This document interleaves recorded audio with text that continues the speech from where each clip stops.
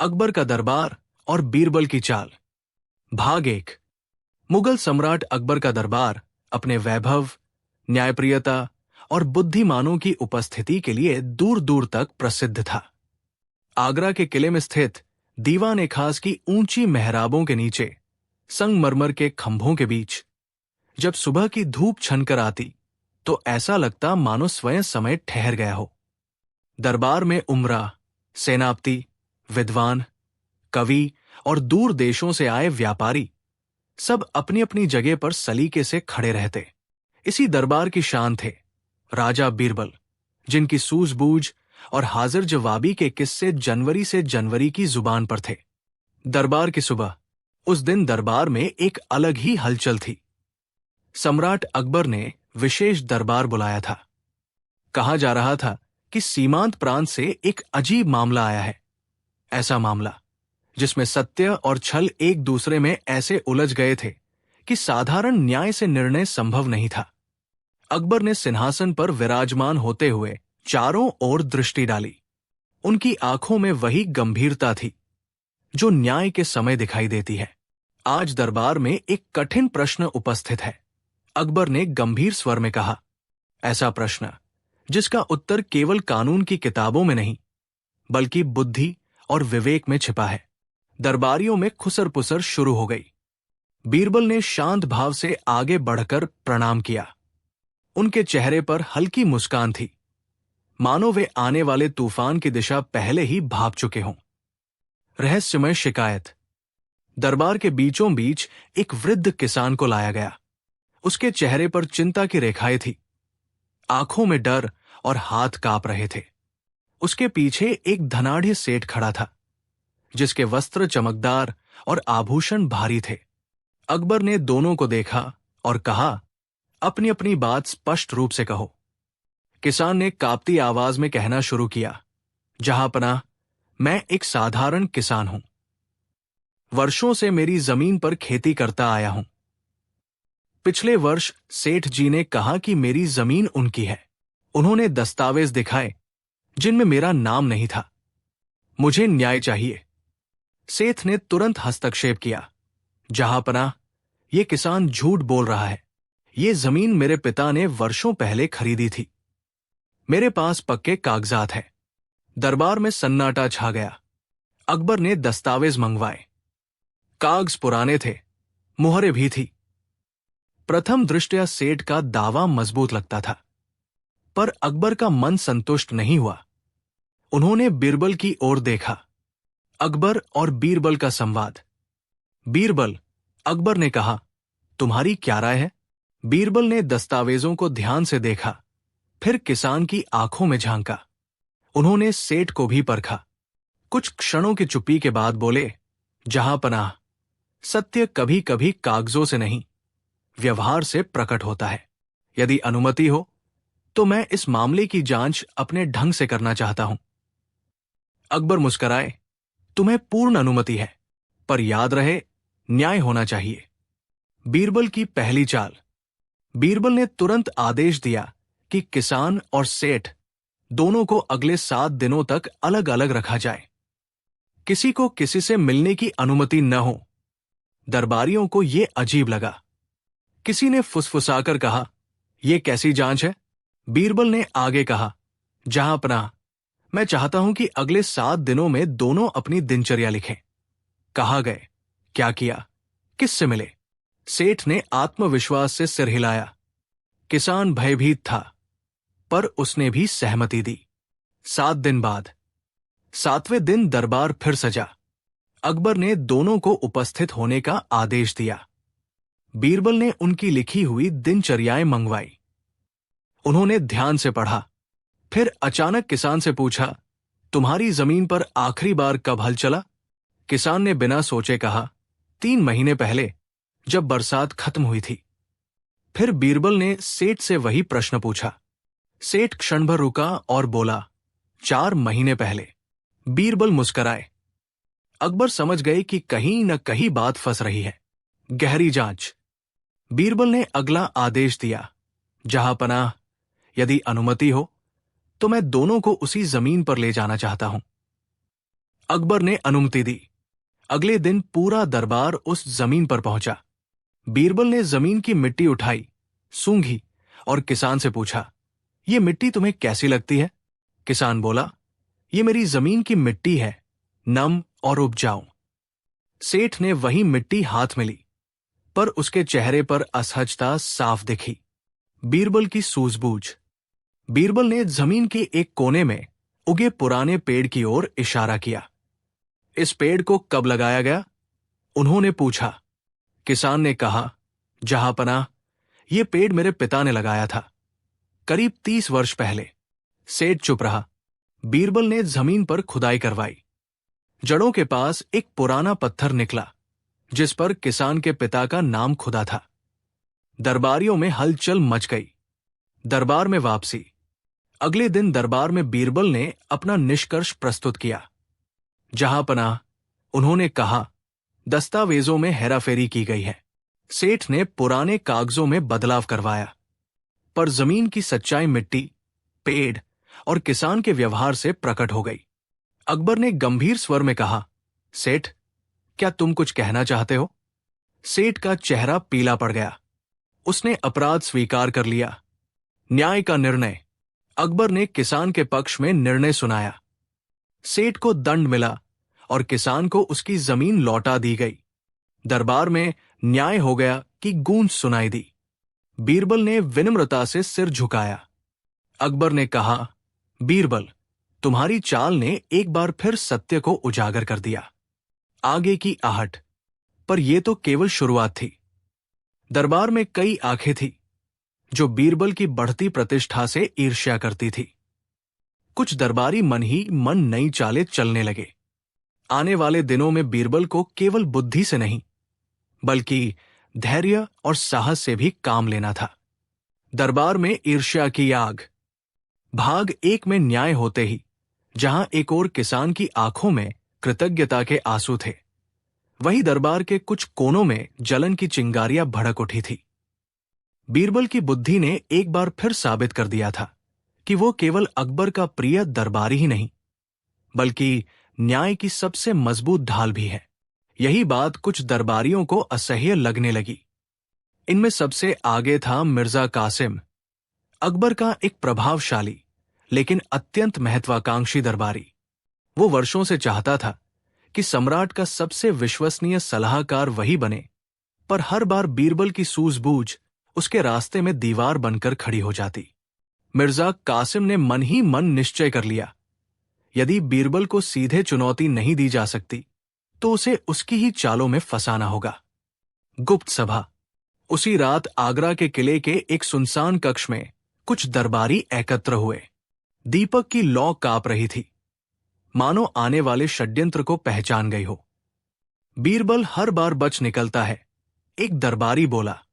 मिर्जा कासिम ने धीमे स्वर में कहा, क्योंकि हम उसे खुले मैदान में चुनौती देते हैं। इस बार हम ऐसा जाल बिछाएंगे जिसमें वो स्वयं चलकर आए। योजना ये थी कि एक ऐसा मामला दरबार में लाया जाए जिसमें बीरबल की बुद्धि ही उसके विरुद्ध प्रमाण बन जाए। एक नया रहस्य। कुछ दिनों बाद दरबार में एक विदेशी व्यापारी उपस्थित हुआ। उसके साथ सोने चांदी से भरे संदूक और रेशमी कपड़े थे। उसने दावा किया कि उसके कीमती हीरे दरबार के एक अधिकारी ने चुरा लिए हैं। अकबर ने प्रश्न किया, क्या तुम्हारे पास कोई प्रमाण है? व्यापारी ने सिर झुकाकर कहा, जहांपनाह, मेरे पास केवल मेरा शब्द है और मेरी बर्बादी। मिर्जा कासिम तुरंत आगे बढ़ा, जहांपनाह, यह मामला अत्यंत संवेदनशील है। यदि हम बिना प्रमाण के किसी अधिकारी को दोषी ठहराएंगे तो दरबार की प्रतिष्ठा पर आंच आएगी। अकबर ने बीरबल की ओर देखा। बीरबल, इस रहस्य का क्या समाधान हो सकता है? बीरबल की दूसरी चाल। बीरबल कुछ क्षण मौन रहे, फिर बोले, जहांपनाह, सत्य को पकड़ने के लिए कभी कभी असत्य का सहारा लेना पड़ता है। यदि अनुमति हो तो मैं एक छोटी सी परीक्षा करना चाहता हूं। अकबर ने स्वीकृति दे दी। बीरबल ने आदेश दिया कि सभी दरबारी अधिकारी अगले दिन अपने अपने निजी खजाने का संक्षिप्त विवरण दरबार में प्रस्तुत करें। यह सुनते ही मिर्जा कासिम के चेहरे पर हल्की सी मुस्कान आ गई। अब देखता हूं बीरबल कैसे बचता है, उसने मन में सोचा। परीक्षा का दिन। अगले दिन दरबार में सभी अधिकारी अपने अपने विवरण लेकर आए। किसी ने सोने की मुद्राएं गिनाई, किसी ने जमीन जायदाद का हिसाब बताया। बीरबल ध्यान से सब सुनते रहे। अंत में उन्होंने व्यापारी से पूछा, तुम्हारा हीरा कैसा था? व्यापारी बोला, जहां पनाह, वो साधारण नहीं था, अंधेरे में भी हल्की नीली चमक देता था। यह सुनकर बीरबल ने तुरंत एक आदेश दिया, दरबार की बत्तियां बुझा दी जाए। अंधेरे में सत्य। जैसे ही दिए बुझे, पूरा कक्ष अंधेरे में डूब गया। तभी अचानक एक अधिकारी की पगड़ी के भीतर से नीली चमक दिखाई दी। दरबार में हलचल मच गई। दिए जलाए गए। वो अधिकारी कांपने लगा। उसकी पगड़ी खोलते ही वही बहुमूल्य हीरा बाहर गिर पड़ा। व्यापारी खुशी से चिल्ला उठा, यही है मेरा हीरा। अकबर ने कठोर स्वर में कहा, तुमने विश्वासघात किया है। षड्यंत्र का पर्दाफाश। मिर्जा कासिम समझ गया कि उसकी योजना विफल हो चुकी है। पर बीरबल यहीं नहीं रुके। उन्होंने कहा, जहां पनाह, ये चोरी अकेले की नहीं है। इसके पीछे किसी ने इसे छिपाने और बचाने की योजना बनाई है। अकबर चौंक पड़े। कौन? बीरबल की दृष्टि सीधे मिर्जा कासिम पर गई, जिसने इस मामले को बिना जांच के दबाने की कोशिश की। दरबार में सन्नाटा छा गया। अकबर का निर्णय। मिर्जा कासिम को स्पष्टीकरण देने का अवसर दिया गया, पर वो स्वयं को निर्दोष सिद्ध न कर सका। अकबर ने उसे पद से हटाने का आदेश दिया। बीरबल, अकबर ने कहा, तुम्हारी चाल ने न केवल चोरी का रहस्य खोला, बल्कि दरबार की साजिश को भी उजागर कर दिया। बीरबल ने विनम्रता से उत्तर दिया, जहां पनाह, जब तक न्याय जीवित है, चालें असफल होती रहेंगी। आगे की कहानी। पर षड्यंत्र यही समाप्त नहीं हुआ था। मिर्जा कासिम की हार ने कुछ और शत्रुओं को जन्म दे दिया था। अगली बार चुनौती केवल बुद्धि की नहीं, बल्कि बीरबल के अस्तित्व की होने वाली थी। तूफान से पहले की शांति। मिर्जा कासिम के पतन के बाद कुछ दिनों तक अकबर का दरबार शांत रहा। ऐसा प्रतीत होता था मानो सभी साजिशें समाप्त हो चुकी हों। बीरबल अपने दैनिक कार्यों में व्यस्त रहने लगे, पर अनुभव उन्हें चेतावनी दे रहा था कि यह शांति स्थायी नहीं है। जो शत्रु खुलकर वार नहीं कर पाते, वे अक्सर छाया में छिपकर वार करते हैं। अकबर भी बीरबल की बुद्धिमत्ता पर पूरा भरोसा रखते थे, किंतु उन्हें यह भी ज्ञात था कि दरबार की राजनीति तलवार से अधिक घातक होती है। एक गुप्त पत्र। एक रात अकबर के निजी कक्ष में एक अज्ञात पत्र पहुंचा। पत्र में लिखा था, जहां पनाह, जिस व्यक्ति पर आप सबसे अधिक विश्वास करते हैं, वही आपके राज्य के लिए सबसे बड़ा खतरा है। खजाने से होने वाली चोरी उसी की योजना है। अकबर ने पत्र पढ़ते ही उसे मोड़ दिया। उनका चेहरा गंभीर हो उठा। पत्र में किसी का नाम नहीं था, पर संकेत स्पष्ट था, बीरबल। अकबर ने तुरंत किसी को कुछ न कहा। उन्होंने निश्चय किया कि सत्य को स्वयं परखेंगे। बीरबल पर संदेह। अगले दिन दरबार में अकबर ने अचानक घोषणा की, राजकोष का निरीक्षण किया जाएगा। यह सुनकर दरबार में हलचल मच गई। कुछ दरबारी मन ही मन प्रसन्न हो गए। उन्हें यही अवसर चाहिए था। निरीक्षण में पता चला कि खजाने से कुछ स्वर्ण मुद्राएं कम थी। यह समाचार आग की तरह फैल गया। एक दरबारी ने साहस कर कहा, जहां पनाह, खजाने की देखरेख बीरबल के परामर्श से होती है। अकबर ने कुछ नहीं कहा, पर उनकी आंखों में प्रश्न साफ झलक रहा था। कठिन परीक्षा। अकबर ने बीरबल को बुलाया। बीरबल, उन्होंने कहा, राज्यहित में मुझे तुमसे एक प्रश्न पूछना है। क्या तुम्हें खजाने की कमी के बारे में कुछ पता है? बीरबल ने बिना विचलित हुए उत्तर दिया, जहां पनाह, यदि सत्य से राज्य सुरक्षित रहता है, तो मैं हर परीक्षा के लिए तैयार हूं। यह उत्तर सुनकर कुछ दरबारी निराश हुए, पर साजिश अभी समाप्त नहीं हुई थी। कारागार की रात। अकबर ने कठोर निर्णय लेते हुए कहा, जब तक सत्य स्पष्ट न हो जाए, बीरबल को राजकीय कारागार में रखा जाए। दरबार में सन्नाटा छा गया। बीरबल ने शांत भाव से प्रणाम किया और बिना किसी विरोध के सैनिकों के साथ चल पड़े। कारागार की उस अंधेरी रात में बीरबल अकेले बैठे थे। उन्होंने सोचा, यदि अकबर ने ऐसा किया है तो अवश्य कोई बड़ी चाल चल रहे हैं। बीरबल की तीसरी चाल। कारागार में बीरबल ने प्रहरी से कहा, यदि संभव हो तो मुझे कागज और कलम दे दीजिए। उन्होंने रात भर कुछ लिखा और सुबह होते ही अकबर को संदेश भिजवाया। संदेश में केवल एक पंक्ति थी, सत्य की रक्षा के लिए असत्य का द्वार खुला रखना पड़ता है। अकबर ये पढ़कर चौंक गए। सत्य का खुलासा। अकबर ने गुप्त रूप से खजाने के कर्मचारियों की जांच करवाई। अंततः पता चला कि मुद्राएं एक निम्न अधिकारी द्वारा चुराई गई थी, जिसे कुछ दरबारियों का संरक्षण प्राप्त था। जांच में यह भी सिद्ध हुआ कि बीरबल का इससे कोई संबंध नहीं था। दरबार में पुनः आगमन। अकबर ने उसी दिन दरबार बुलाया। बीरबल को सम्मानपूर्वक मुक्त किया गया। जैसे ही वे दरबार में आए, अकबर सिंहासन से उठ खड़े हुए। बीरबल, अकबर ने कहा, मैंने तुम्हें परखा और तुम खरे उतरे। बीरबल ने उत्तर दिया, जहांपनाह, राजा का संदेह भी कभी कभी न्याय का मार्ग होता है। षड्यंत्रकारियों का अंत। दोषी अधिकारियों को दंड दिया गया। जिन दरबारियों ने झूठे संकेत दिए थे, उन्हें भी पद से हटाया गया। दरबार में फिर से विश्वास की स्थापना हुई। कहानी का मोड़। पर यह कहानी अभी समाप्त नहीं हुई थी। कारागार की उस रात ने बीरबल को यह सिखा दिया था कि अगली बार शत्रु और अधिक घातक होंगे। अब चुनौती केवल बुद्धि की नहीं, बल्कि जीवन और मृत्यु की थी। मृत्यु की आहट। कारागार से मुक्त होने के बाद बीरबल पहले जैसे नहीं रहे। उनके चेहरे पर वही शांति थी, पर आंखों में पहले से अधिक सजगता झलकती थी। दरबार में लौटते ही उन्होंने समझ लिया था कि अब शत्रु केवल पद और प्रतिष्ठा नहीं, बल्कि उनके प्राणों के पीछे भी पड़ सकते हैं। अकबर भी इस बात को भली भांति समझते थे। उन्होंने गुप्त रूप से बीरबल की सुरक्षा बढ़ा दी, किंतु बीरबल जानते थे कि हर वार तलवार से नहीं होता। कुछ वार मुस्कान और मीठे शब्दों से भी किए जाते हैं। विष का षड्यंत्र। एक संध्या अकबर के निजी भोज का आयोजन हुआ।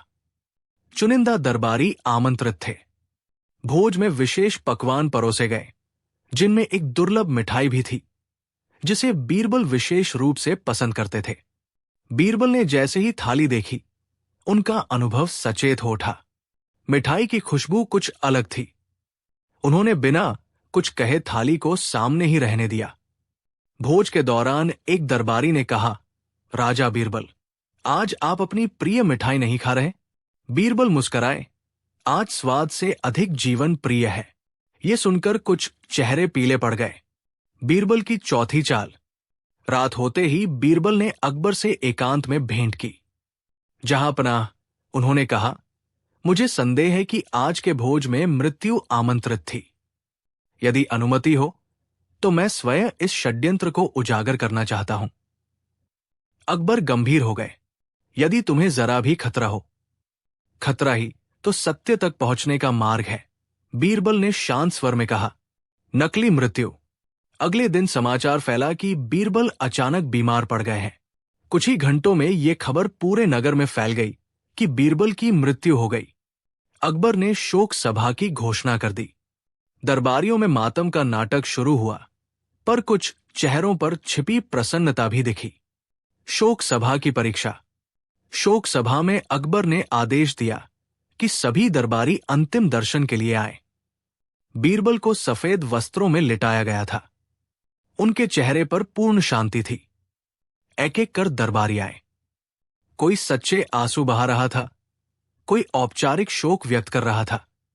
अचानक एक दरबारी ने धीरे से कहा, अब रास्ता साफ हो गया। ये शब्द अकबर के गुप्त सैनिकों ने सुन लिए। पर्दाफाश। अकबर ने तुरंत संकेत दिया। उसी क्षण बीरबल उठ बैठे। पूरा दरबार स्तब्ध रह गया। मृत्यु भी कभी कभी अभिनय करती है, बीरबल बोले। जिस दरबारी ने वो वाक्य कहा था, उसे तुरंत गिरफ्तार कर लिया गया। पूछताछ में उसने स्वीकार किया कि उसने मिठाई में विष मिलवाया था और कई अन्य दरबारी भी इस षड्यंत्र में शामिल थे। अकबर का सबसे कठोर निर्णय। अकबर का चेहरा क्रोध से लाल हो उठा। ये केवल विश्वासघात नहीं, राज्य के हृदय पर वार है। उन्होंने कहा, सभी दोषियों को आजीवन कारावास की सजा सुनाई गई। मुख्य षड्यंत्रकारी को राज्य से निष्कासित कर दिया गया। बीरबल की विजय। दरबार में शांति लौट आई, पर अब सब समझ चुके थे कि बीरबल केवल बुद्धि से नहीं बल्कि साहस से भी सत्य की रक्षा करते हैं। अकबर ने कहा, आज तुमने न केवल अपना जीवन बचाया बल्कि मेरे राज्य को भी बचा लिया। बीरबल ने विनम्रता से उत्तर दिया, जहांपनाह, जब तक सत्य जीवित है तब तक मृत्यु भी हार मानती है। अंतिम संकेत। पर कहानी अभी समाप्त नहीं हुई थी। दूर सीमांत से युद्ध के समाचार आने लगे थे। अगली चुनौती दरबार की नहीं बल्कि पूरे साम्राज्य की होने वाली थी, और उसमें बीरबल की सबसे बड़ी चाल अभी शेष थी। युद्ध के बादल। दरबार की साजिशें शांत हुई ही थी कि मुगल साम्राज्य की सीमाओं से अशुभ समाचार आने लगे। पश्चिमी सीमांत पर एक शक्तिशाली शासक ने अकबर की सत्ता को चुनौती दे दी थी। उसका विश्वास था कि अकबर का दरबार अंदरूनी कलह से कमजोर हो चुका है। दरबार में युद्ध परिषद बुलाई गई। सेनापति युद्ध की तैयारी की बातें कर रहे थे, पर अकबर चिंतित थे। युद्ध केवल तलवार से नहीं जीता जाता, उसके लिए बुद्धि, धैर्य और सही समय की आवश्यकता होती है। अकबर की दृष्टि स्वतः ही बीरबल पर जाकर ठहर गई। बीरबल, अकबर बोले, इस युद्ध में तुम क्या देखते हो? बीरबल ने शांत स्वर में उत्तर दिया, जहांपनाह, शत्रु हमारी शक्ति से नहीं, हमारी टूट से जीतना चाहता है। यदि हम उसकी आशा तोड़ दें तो युद्ध अपने आप समाप्त हो जाएगा। बीरबल की अंतिम चाल। बीरबल ने एक अनोखी योजना प्रस्तुत की। उन्होंने सुझाव दिया कि सीमांत पर सेना भेजने से पहले शत्रु को भ्रम में डाला जाए। यदि शत्रु ये माने कि हमारा दरबार अभी भी साजिशों में उलझा है, बीरबल बोले, तो वो जल्दबाजी में गलती करेगा। अकबर ने योजना को स्वीकृति दी। भ्रम का जाल। अगले कुछ दिनों में जानबूझकर ये अफवाह फैलाई गई कि अकबर और बीरबल के बीच मतभेद हो गए हैं। यहां तक कि यह भी प्रचारित किया गया कि बीरबल ने दरबार छोड़ दिया है। शत्रु राजा तक ये समाचार पहुंचा। उसने सोचा कि अब आक्रमण का यही सही समय है। निर्णायक क्षण। जैसे ही शत्रु सेना आगे बढ़ी, अकबर की तैयार सेना पहले से ही रणनीतिक स्थानों पर तैनात थी। शत्रु को चारों ओर से घेर लिया गया। युद्ध हुए बिना ही उसकी सेना भयभीत हो गई। उसके सेनापति ने संधि की प्रार्थना की। विजय बिना रक्तपात। अकबर ने शर्त रखी कि शत्रु राजा भविष्य में मुगल साम्राज्य के विरुद्ध कोई षड्यंत्र नहीं करेगा। संधि स्वीकार कर ली गई। बिना रक्त बहाए युद्ध जीत लिया गया। दरबार में सम्मान। विजय के बाद दरबार सजा। अकबर ने सबके सामने घोषणा की, आज सिद्ध हो गया कि बीरबल केवल मेरे मित्र नहीं बल्कि मेरे साम्राज्य की आत्मा है। बीरबल ने विनम्रता से कहा, जहांपनाह, राजा महान नहीं होता, उसकी सोच महान बनाती है। कहानी का संदेश। अकबर का दरबार फिर से शांति, विश्वास और न्याय का केंद्र बन गया। बीरबल की हर चाल का उद्देश्य केवल एक था, सत्य और साम्राज्य की रक्षा। दरबारियों ने समझ लिया कि बुद्धि से बड़ा कोई हथियार नहीं और सत्य से बड़ी कोई शक्ति नहीं। उपसंहार। इतिहास में कई युद्ध लड़े गए, कई षड्यंत्र रचे गए, पर अकबर और बीरबल की ये कथा सिखाती है कि जब राजा और मंत्री का उद्देश्य एक हो तो कोई भी चाल सफल नहीं हो सकती। अंत। ये कथा यहीं समाप्त होती है, पर इसकी सीख युगों तक जीवित रहती है। शांति के बाद की परीक्षा। युद्ध टल चुका था और साम्राज्य में शांति लौट आई थी, पर अकबर जानते थे कि शांति अपने साथ नई चुनौतियां भी लाती है। सीमाओं पर तलवारें म्यान में थी, लेकिन भीतर मनुष्यों के मन में लोभ, भय और महत्वाकांक्षा अब भी जीवित थे। एक सुबह अकबर ने बीरबल को बुलाया। बीरबल, उन्होंने कहा, शांति के समय राजा का सबसे बड़ा शत्रु कौन होता है? बीरबल मुस्कराए। जहां पनाह, शांति के समय राजा का शत्रु आत्मसंतोष होता है। न्याय की नई कसौटी। उसी दिन एक नया मामला दरबार में प्रस्तुत हुआ। दो नगरों के बीच जल वितरण को लेकर विवाद था। दोनों नगर समृद्ध थे, दोनों के पास अपने अपने प्रमाण थे और दोनों अकबर से त्वरित निर्णय चाहते थे। सेनापति बोले, जहां पनाह, सेना भेजकर व्यवस्था कर दी जाए। बीरबल ने विनम्रता पूर्वक कहा, तलवार से पानी बांटा जा सकता है, पर प्यास नहीं बुझाई जा सकती। अकबर ने संकेत दिया, बीरबल, इस बार भी तुम्हारी चाल। बीरबल की छठी चाल। बीरबल ने आदेश दिया कि दोनों नगरों के प्रतिनिधि अगले 7 दिनों तक एक दूसरे के नगर में रहेंगे। एक नागरिक की तरह, शासक की तरह नहीं। वे वही पानी पिएंगे, वही भोजन करेंगे और वही कठिनाइयां सहेंगे। पहले तो प्रतिनिधि चौंके, पर आदेश का पालन हुआ। अनुभव का सच। 7 दिन बाद दरबार फिर सजा। एक नगर के प्रतिनिधि ने कहा, जहांपनाह, हमने जाना कि पानी केवल मात्रा का प्रश्न नहीं, वितरण और संरक्षण का भी है। दूसरे ने स्वीकार किया, हमने बहाव को रोका था, जिससे नीचे के नगर को कष्ट हुआ। बीरबल ने कहा, सत्य तब प्रकट होता है जब व्यक्ति निर्णय से पहले परिणाम जी ले। अकबर का समाधान। अकबर ने आदेश दिया कि दोनों नगर मिलकर साझा जल प्रबंधन बनाएंगे। ऊपर का नगर संरक्षण करेगा, नीचे का नगर वितरण। लाभ और उत्तरदायित्व दोनों साझा होंगे। दरबार में सराहना की गूंज उठी। एक निजी संवाद। दरबार के बाद अकबर और बीरबल अकेले मिले। अकबर बोले, आज समझ आया कि विजय केवल युद्ध जीतना नहीं, व्यवस्था बनाना भी है। बीरबल ने सिर झुकाया, जहांपनाह, व्यवस्था तभी टिकती है जब वो अनुभव से उपजी हो। भविष्य की तैयारी। अकबर ने बीरबल को एक नई जिम्मेदारी सौंपी, युवराजों और युवा अधिकारियों को न्याय और विवेक का प्रशिक्षण। बीरबल ने इसे स्वीकार किया, ताकि, उन्होंने कहा, मेरी चालों की आवश्यकता कम होती जाए। अंत नहीं, आरंभ। दरबार में शांति थी, पर सीख जीवित थी। अकबर का साम्राज्य अब केवल शक्ति से नहीं, समझ से भी चल रहा था। समाप्त।